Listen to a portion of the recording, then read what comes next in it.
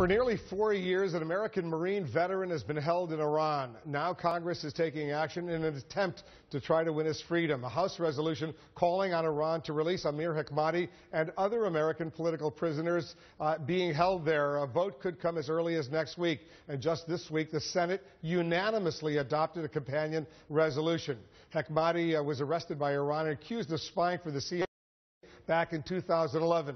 Originally sentenced to death, he's now serving a reduced sentence of 10 years. Here with me is Michigan Democratic Congressman Dan Kildee.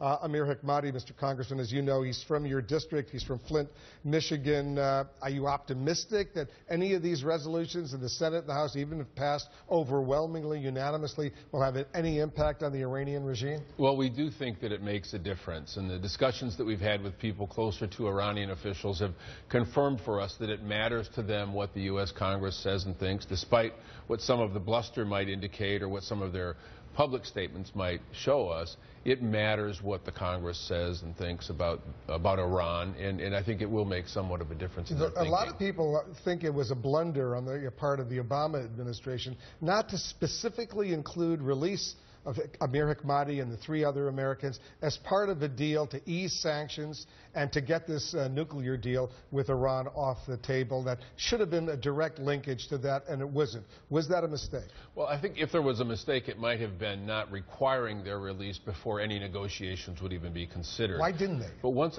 it's a good question. I think there is an argument to be made that we don't ever want to conflate the freedom of these Americans or their situation with the consideration that would be traded or negotiated regarding their nuclear capabilities. But that's a question that's long since passed.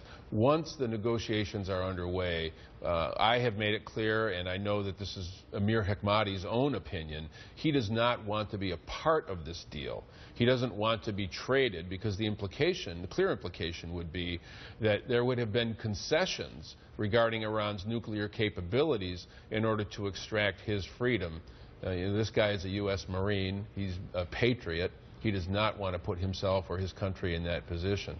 So his position, our position is Iran must unilaterally act outside of the context of these negotiations to release these Americans. Otherwise, they will never be treated fully as a member of the global community. Because you would think the Iranians, they're going to get a windfall of tens of billions of dollars, and if the sanctions are eased after a deal is signed, we don't even know if a deal will be signed, but assuming it will be, that they would say, you know what, we're going to release these Americans. We know this would be a goodwill gesture to the United States, but there's no indication of that as far as you know. No indication, and we wouldn't even advocate for it being part of the consideration. Again, Iran needs to understand this deal or some other engagement, some economic engagement that they may be involved with, other political engagements. All of it will be colored by their other behavior, and that includes whether or not they hold innocent people as political prisoners. How's he doing in this prison in Iran? Well, he's doing okay. He's tough. He's a Marine, but there are times when he really struggles, and when he struggles, his family really feels that pain. So, I think part of my job is to keep them optimistic by continuing to raise this case and keeping the profile as high as we can. We know it matters in terms of his ultimate freedom, but it also makes a difference to him that he knows that his country has not forgotten him. Does he know that? How does he know that? He does. There are opportunities to communicate with him from time to time. I have not, but through his family and through others.